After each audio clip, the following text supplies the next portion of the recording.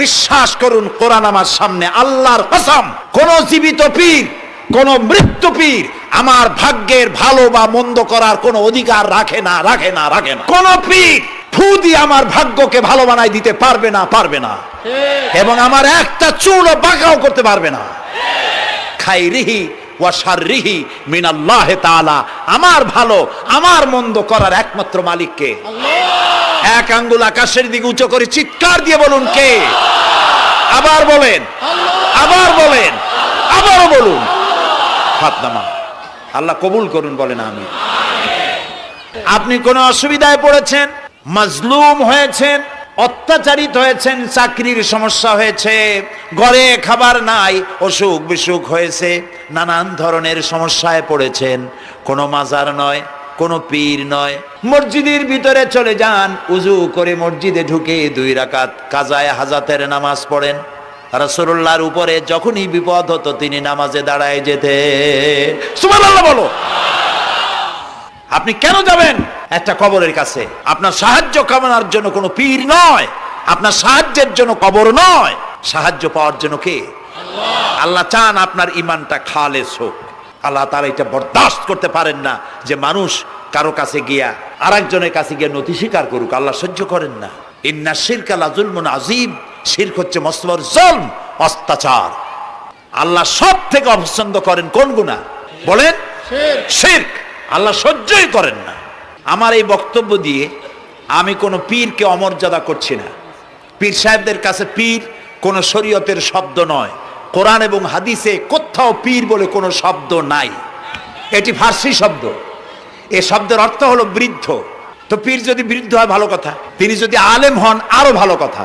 কিন্তু বাপ পীর ছিল, উনিও সেই সুবাদে পীর, ইলেম নাই, তোনার নিজের কাছেই তো টর্চ নাই। আপনাকে অন্ধকারে উনিও ম্যানহোলের মধ্যে পড়বে, আপনারে নিয়ে পড়বে। আলেম হইতে হবে, পীর যদি হয় আলেম হইতে হবে, 1 নম্বর কথা। 2 নম্বর কথা হলো তিনি ব্যবসায়ী হবেন না। ধর্মের নামে তিনি ব্যবসা করবেন না।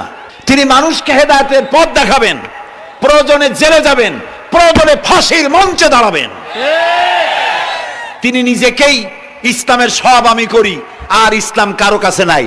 যারা ইসলাম করলো 70-80 বছর ধরে, রাজনীতির পথ দেখালো, তারা ইসলামের দল না, ওনারটাই ইসলামের দল। এই ধরনের ফাজলামি বক্তব্য থেকে বিরত থাকতে হবে। এই ধরনের বেয়াদবিপূর্ণ বক্তব্য থেকে বিরত থাকতে হবে। আমার দোকানে খাঁটি ঘি পাওয়া যায়, আর কারো দোকানে খাঁটি ঘি পাওয়া যায় না। ইসলাম নিয়ে এই ধরনের মনোপলি বিজনেস করতে দেওয়া হবে না। প্রিয় ভাই সব, আমরা পীর সাহেবদের চিনি। পীর ছিলেন শাহজালাল রহমতুল্লাহ আলাইহি। সুবহানাল্লাহ। যুদ্ধ করা লাগে নাই, আজান দিয়েছেন, মূর্তির মাথা ভাঙ্গা চুর চুর হয়ে পড়ে গিয়েছে। গৌর গোবিন্দ পলায়া কুল পায় নাই। লোকেরা যায় তার মাজারে গিয়ে গজাল মাছ জিয়ারত করে আসে, কিন্তু তরবারিটা দেখে আসে না। দোধারি তরবারি এখনো আছে। সুবহানাল্লাহ বলেন। পীর ছিলেন হযরতে বাহাউদ্দিন নকশবন্দি, মুজাদ্দিদ আল ফিসানি রহমতুল্লাহ আলাইহি, বড় পীর আব্দুল কাদের জিলানী রহমতুল্লাহ আলাইহি, খাজা মঈনুদ্দিন চিশতি রহমতুল্লাহ আলাইহি, খাজা জাহান আলী রহমতুল্লাহ আলাইহি। কত ওলিউল্লাহর মাজার দিয়ে আমার দেশ ভরা। আলহামদুলিল্লাহ কর। আলহামদুলিল্লাহ। এরা একদিকে মানুষকে মুরিদ বানায়া মুরিদের টাকা দিয়ে নিজেদের পকেট ভরেন নাই। ওনারা এরকম করতেন না, এইরকম করতেন। আর রাসূলুল্লাহ বলেছেন এই রকমের হাতের মর্যাদা নাই, এই হাতের মর্যাদা। আমি পীর দেখছিলাম, বাইতুল শরীফের পীর হযরত শাহ আব্দুল জব্বার সাহেব, আল্লাহ তাআলা জান্নাতুল ফেরদাউসের মেহমান বানায়নি। এই বাংলাদেশে শত শত মসজিদ, মাদ্রাসার এতিমখানা তৈরি করে গেছেন। সুবহানাল্লাহ কর। বৃষ্টির মৌসুমে চট্টগ্রামের বাড়ি তার, 14 বছর মাদ্রাসায় ওয়াজিদিয়া চট্টগ্রামে 14 বছর বুখারী শরীফ পড়িয়েছেন। কি মানের আলেম!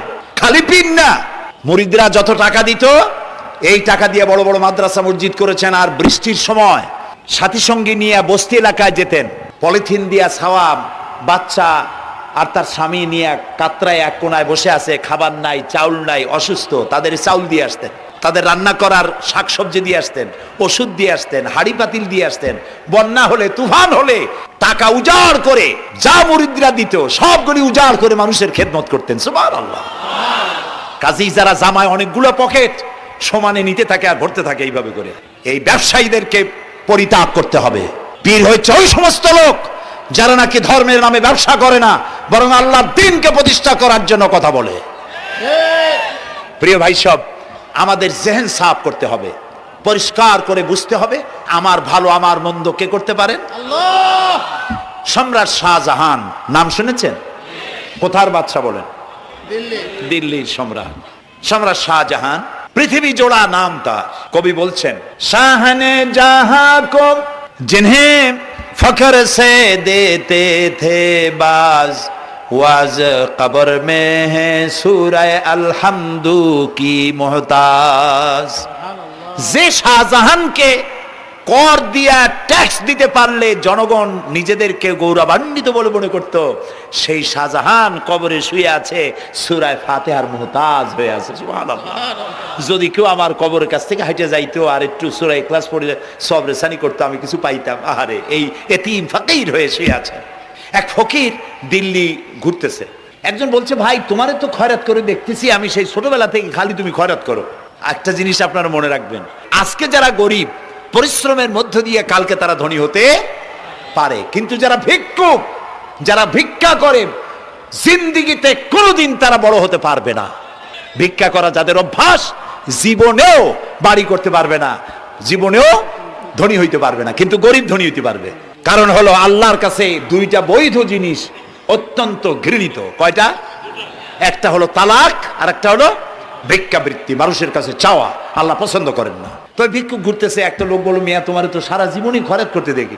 খরচ করবো না, করবো কি? যার কাছে যাই সে দেয় 4 আনা 2 আনা 1 টাকা, এর বেশি তো দেয় না। তেদি আমি কেমনে বড় লোক হবো? কয় যে তুমি বাদশারে চোখে দেখো না, বাদশারে চোখে দেখো না।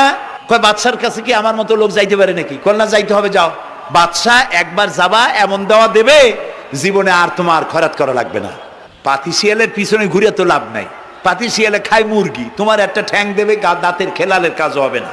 বাঘের পিছনে ঘোরো, বাঘে খায় গরু আর হরিণ, একটা রান দিলে তুমি 1 সপ্তাহ খাইতে পারবে।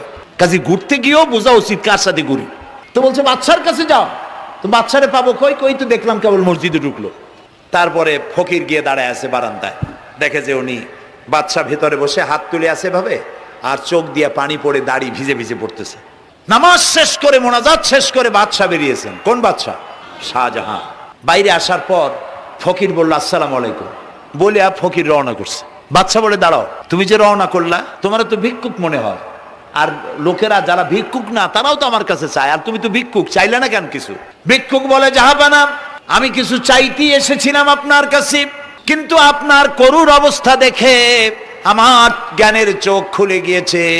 আমি দেখতে পেলাম আমি যার কাছে চাইতে এসেছি, আমি তো কান্দি না, হাতও পাতি নাই। যার কাছে চাইতে আসলাম দিল্লির সম্রাট, আবার কোন সম্রাটের কাছে হাত পেতে ভিক্ষুকের মতো কি জানি চায়, আর চোখ দিয়া পানি পড়ে দাড়ি ভিজে ভিজে পড়ছে। আমার জ্ঞানের চোখ খুলে গেছে, দুনিয়ার বাদশার কাছে আর চাইব না। বাদশা কান্দে যে বাদশার কাছে, তার কাছেই চাইব। প্রিয় ভাই সব, এই জন্যে জিহেন সাফ করে ফেলুন। দুনিয়ার কোনো মানুষের জন্য, মানুষের কাছে নয়, কোনো কবরে নয়, কোনো কারো কাছে নয়, আল্লাহ তাআলার কাছেই আমরা নামাজের মধ্যে ঘোষণা করেছি, ইয়্যাকা না'বুদু ওয়া ইয়্যাকা নাস্তাঈন। আল্লাহ তাআলা, তোমার একমাত্র ইবাদত করি, তোমার কাছেই সাহায্য চাই। কাজেই সাহায্য আল্লাহর কাছে। কার কাছে চাইবো বলে? আল্লাহ আমাদের ঈমান পোক্ত করে দিন। আমরা বলি আমিন, আমরা বলি আমিন। অসুখ বিসুখ হইলে পরে ধৈর্য ধরবেন। অনেক মানুষ আছে জ্বর হইলে কয় যে এত নামাজ পড়ি খালি জ্বর আমারই হয়, এত রোজা রাখি, ভালো ভালো কাম করি, আমার ছেলের অসুখ মোটে সারি না। এই জাতীয় কথা বলবেন না। মুমিনের পায়ে যদি কাঁটাও ফোটে, সওয়াব থেকে খালি নাই। ধৈর্য ধরতে হবে।